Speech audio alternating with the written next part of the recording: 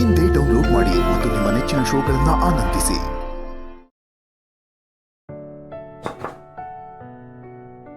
Please come in. Excuse me, sir. Please come. Good morning, sir. Very good morning. Please be seated. ಏನು ವಿಷಯ? Sir, ನನ್ನ ಮಗುಗೆ ಈ ಸ್ಕೂಲಲ್ಲಿ ಒಂದು ಅಡ್ಮಿಷನ್ ಮಾಡಿಸ್ಬೇಕಾಗಿತ್ತು ಸರ್. ನೀವೇನು ಕೆಲಸ ಮಾಡ್ತಿದ್ದೀರಿ? ತಮ್ಮ ಎಜುಕೇಷನ್ ಏನು? ನಾನು ಕ್ಯಾಬ್ ಡ್ರೈವರ್ ಕೆಲಸ ಮಾಡ್ತಾ ಇದ್ದೀನಿ ಸರ್. ಚೆನ್ನಾಗಿ ಓದ್ಕೊಂಡಿದ್ದೀನಿ ಸರ್.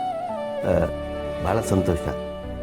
ನೀವು ಕ್ಯಾಬ್ ಡ್ರೈವರ್ ಆಗಿದ್ದು ನಿಮ್ಮ ಮಗು ಎಜುಕೇಷನ್ ಬಗ್ಗೆ ತುಂಬಾ ಕೇರ್ ತಗೋತಾ ಇದ್ದೀರಾ.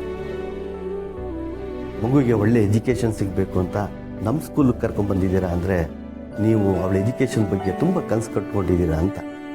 ಬಡವ್ರಿಗೂ ಕನಸುಗಳಿರುತ್ತಲ್ಲ ಸರ್, ತಮ್ಮ ಮಕ್ಕಳು ಚೆನ್ನಾಗಿ ಓದಬೇಕು, ಮುಂದೆ ಬರಬೇಕು ಅಂತ.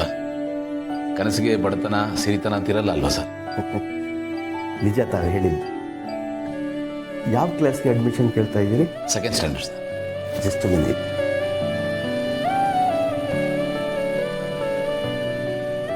ಸೆಕೆಂಡ್ ಸ್ಟ್ಯಾಂಡರ್ಡ್ಗೆ ಸೀಟ್ ಅವೈಲೇಬಲ್ ಇದೆಯಾ?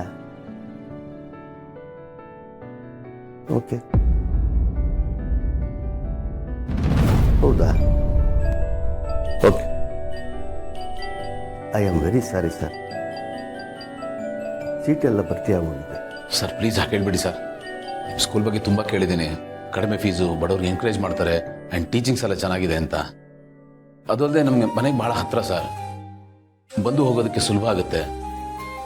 ಅದು ಅಲ್ಲದೆ ಈಗ ಬೇರೆ ಸ್ಕೂಲಿಗೆ ಕರ್ಕೊಂಡೋಗಿ ಅಲ್ಲೂ ಅಡ್ಮಿಷನ್ ಸಿಗಲ್ಲ ಅಂದರೆ ಮಗು 1 ವರ್ಷ ವ್ಯರ್ಥ ಆಗಿಬಿಡುತ್ತೆ ಸರ್. ಏನಾದರೂ ಮಾಡಿ ಸರ್, ಪ್ಲೀಸ್. ನೋಡಿ, ನಮ್ಮ ಸಿಚುವೇಶನ್ನು ಅರ್ಥ ಮಾಡ್ಕೊಳ್ಳಿ. ನಮ್ಮ ಸ್ಕೂಲ್ಗೆ ತುಂಬ ಡಿಮ್ಯಾಂಡ್ ಇದೆ. ಪೇರೆಂಟ್ಸು 6 ತಿಂಗಳು ವರ್ಷದಿಂದ ಕಾಯ್ತಾ ಇರ್ತಾರೆ. ನೀವು ಬೇರೆ ಲಾಸ್ಟ್ ಮಿನಿಟ್ ಬಂದಿದ್ದೀರಿ. ಸೀಟ್ಸ್ ಎಲ್ಲ ಭರ್ತಿ ಆಗಿದೆ. I am very sorry. Sir, ನೀವೇನಾದರೂ ಡೊನೇಷನ್ ಎಕ್ಸ್ಪೆಕ್ಟ್ ಮಾಡ್ತಾ ಇದ್ರೆ ಕೇಳಿ ಸರ್, ನಾನು ಕೊಡ್ತೀನಿ. ಐ ಆಮ್ ವೆರಿ ಸಾರಿ. ಈ ಸಂಸ್ಥೆ ಕಟ್ಟಿದ ಮಹಾನ್ ಭಾವರು ತುಂಬ ಎಥಿಕ್ಸ್ ಇಟ್ಕೊಂಡು ಈ ಸಂಸ್ಥೆ ಕಟ್ಟಿದ್ದಾರೆ. ಅವರು ಯಾವ ರೂಲ್ಸ್ ಬ್ರೇಕ್ ಆಗೋಕ್ಕೂ ಇಷ್ಟಪಡೋಲ್ಲ. ಹಾಂ, ನೀವು ಬೇರೆ ಯಾವುದಾದ್ರು ಸ್ಕೂಲ್ ನೋಡ್ಕೊಂಡು. ಆದರೂ ಒಂದು ಫೋನ್ ಮಾಡಿ ಕೇಳಿ ನೋಡಿ ಸರ್, ಆಗುತ್ತಾ ಅಂತ. ಅವರ ಸ್ವಭಾವ ನನಗೆ ಗೊತ್ತು. ದಯವಿಟ್ಟು ಅವ್ರು ಒಪ್ಕೊಳ್ಳಲ್ಲ. ನೀವು ಬೇರೆ ಯಾವುದಾದ್ರು ಸ್ಕೂಲ್ ಸೇರಿಸಿ, ತಾವಿನ್ನು ಹೊರಡ್ಬೋದು. ಪ್ಲೀಸ್. Thank you sir.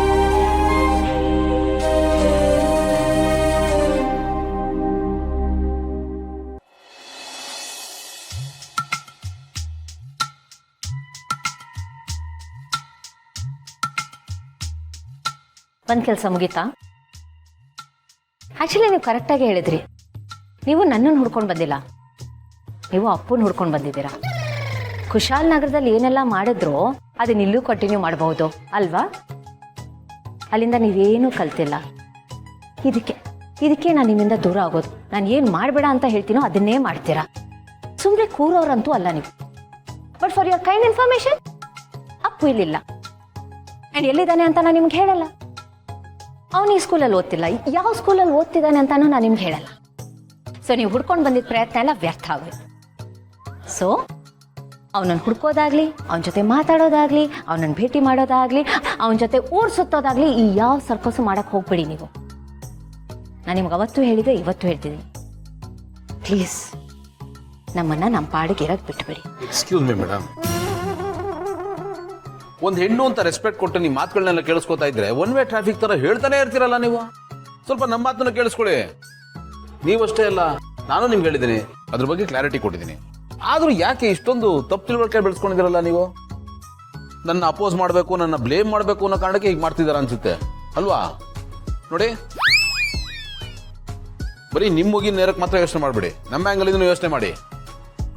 ನಾನು ಖಂಡಿತ ನಿಮ್ಮನ್ನ ಫಾಲೋ ಮಾಡ್ಕೊಂಡ್ ಬಂದಿದ್ದಲ್ಲ. ದೇವರಾಣೆಗೂ ನನ್ನ ಕೆಲಸದ ಮೇಲೆ ಬಂದಿದ್ದು. ನಿಮ್ಮನ್ನ ಫಾಲೋ ಮಾಡಬೇಕು, ಸಂಚು ರೂಪಿಸ್ಬೇಕು ಅಂತ ಯಾವುದು ನನ್ನ ತಲೆಯಲ್ಲಿಲ್ಲ. ನಮಗೂ ಸ್ವಾಭಿಮಾನ ಇದೆ. ದಯವಿಟ್ಟು ನಿಮ್ಮ ಸ್ಟೇಟ್ಮೆಂಟ್ನ ವಾಪಸ್ ತಗೊಳ್ಳಿ. ಕೆಸರು ಅಂತ ಗೊತ್ತಾದ್ಮೇಲೆ ಯಾರಾದರೂ ಕಲ್ಲಾಗ್ತಾರ? ಯೋಚನೆ ಮಾಡಿ. Excuse me.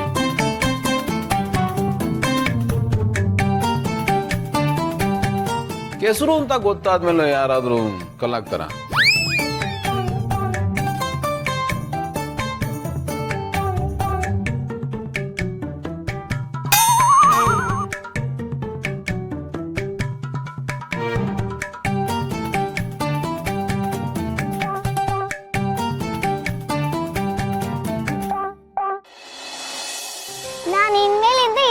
ಸ್ಕೂಲ್ಗೆ ಬರೋದು, ನಾವೆಲ್ಲ ಜೊತೆನೆ ಆಟಾಡೋಣ, ಜೊತೆನೆ ಓಡೋಣ. ಓಕೆ ಸರ್, ನಮ್ಮ ಪಪ್ಪ ಬಂದ್ರು, ನಾನು ಹೊರಡ್ತೀನಿ. ಬಾಯ್ ಬಾಯ್.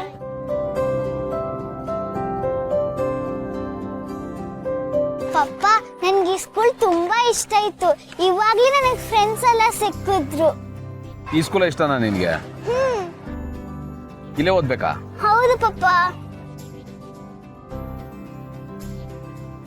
ಸರಿ, ಒಂದ್ ನಿಮಿಷ ಇರು.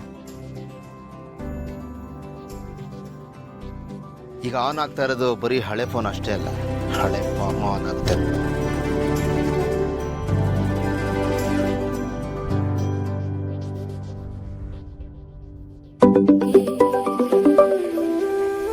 ನಮಸ್ಕಾರ ಗೌತಮ್ ತಿಮ್ಮಾನ್ ಅವ್ರಿಗೆ. ನಮಸ್ಕಾರ ಸರ್. ಹೇಗಿದ್ದೀರಾ ಸರ್? ಎಷ್ಟು ದಿನ ಆಗಿದ್ದು ನಿಮ್ಮ ಜೊತೆ ಮಾತಾಡಿ. ತುಂಬ ದಿವಸದ ಮೇಲೆ ಫೋನ್ ಜ್ಞಾಪಿಸ್ಕೊಂಡು ಫೋನ್ ಮಾಡಿದ್ದೀರಾ, ಸಂತೋಷ ಆಯಿತು ಸರ್. ಹೇಳಿ, ಹೇಗಿದ್ದೀರಾ? ಏನು ವಿಷಯ?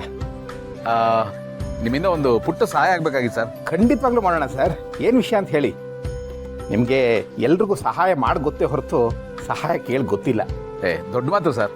ನೀವತ್ತೇನೋ ಕೇಳ್ತಾ ಇದ್ದೀರಾ ಅಂದರೆ ಅದರಿಂದ ಒಂದು ಬಲವಾದ ಕಾರಣ ಇದ್ದೇ ಇರುತ್ತೆ. ಹೇಳಿ, ಖಂಡಿತ. ಸರ್, ದಯವಿಟ್ಟು ದೊಡ್ಡ ದೊಡ್ಡ ಶಬ್ದಗಳನ್ನೆಲ್ಲ ಬಳಸಬೇಡಿ ಸರ್. ನಾನು ನೆಪ ಅಷ್ಟೇನೆ. ದೊಡ್ಡ ಮಾತೇನಿಲ್ಲ, ಇರೋದನ್ನ ಹೇಳಿದೆ ಅಷ್ಟೇ. ಸಹಾಯ ಮಾಡೋದ್ರಲ್ಲಿ ತಂದೆ ಮೀರಿಸಿದ ಮಗ ನೀವು. ನಾವು ನಮ್ಮ ಸ್ಕೂಲ್ ಓಪನ್ ಮಾಡೋ ಟೈಮಲ್ಲಿ ಫಂಡ್ ರೈಸಿಂಗ್ ಒದ್ದಾಡ್ತಿದ್ದಾಗ ನೀವೇ ತಾನು ನಮ್ಗೆ ಸಹಾಯ ಮಾಡಿದ್ದು. ಇಲ್ಲದೇ ಇದ್ರೆ ಈ ಸ್ಕೂಲ್ ಆಗ್ತಾ ಇತ್ತಾ? ಈ ಏರಿಯಾನಲ್ಲಿ ನಮ್ಮ ಸ್ಕೂಲ್ ನಿಂತಿದೆ, ನಮಗೊಂದು ಒಳ್ಳೆ ಹೆಸರಿದೆ ಅಂದರೆ ಅದು ನೀವು ಕೊಟ್ಟು ಭಿಕ್ಷೆ ಅಂದರೂ ತಪ್ಪಲ್ಲ. ತಂಪೊತ್ತಿನಲ್ಲಿ ಸಹಾಯ ಮಾಡಿದವ್ರನ್ನ ನೆನೆಸ್ಕೊಳ್ಳೇಬೇಕು. ಹೇಳಿ ಸರ್, ಏನಾಗಬೇಕಾಗಿತ್ತು ನನ್ನಿಂದ? ಸರ್, ಅದು ನಮ್ಮ ಪರಿಚಯದವರೊಬ್ರು ಇದ್ದಾರೆ. ಅವರು ಡ್ರೈವರ್ ಆಗಿ ಕೆಲಸ ಮಾಡ್ತಾರೆ. ಅವ್ರ ಮಗಳಿಗೆ ನಿಮ್ಮ ಸ್ಕೂಲ್ನಲ್ಲಿ ಒಂದು ಸೀಟ್ ಬೇಕಂತೆ. ಅಡ್ಮಿಷನ್ಸ್ ಎಲ್ಲ ಕ್ಲೋಸ್ ಆಗಿಬಿಟ್ಟಿದೆ ಅಂತ ಹೇಳಿದ್ರಂತೆ. ಅಕಸ್ಮಾತ್ ಸೀಟ್ ಸಿಗಲಿಲ್ಲ ಅಂದರೆ ಒಂದು ವರ್ಷ ಡಿಸ್ಕಂಟಿನ್ಯೂ ಆಗಿಬಿಡುತ್ತಲ್ಲ ಅಂತ. ಅದಕ್ಕೆ ನೀವೇ ದೊಡ್ಡ ಮನ್ಸು ಮಾಡಿ ಒಂದು ಸೀಟ್ ಕೊಡೋಕ್ಕಾಗತ್ತಾ ಅಂತ. ನೋ, ನೀವು ರಿಕ್ವೆಸ್ಟ್ ಮಾಡ್ಕೊಳ್ಳೇ ಕೊಡ್ದು. ನೀವೇನು ಯೋಚನೆ ಮಾಡಬೇಕು.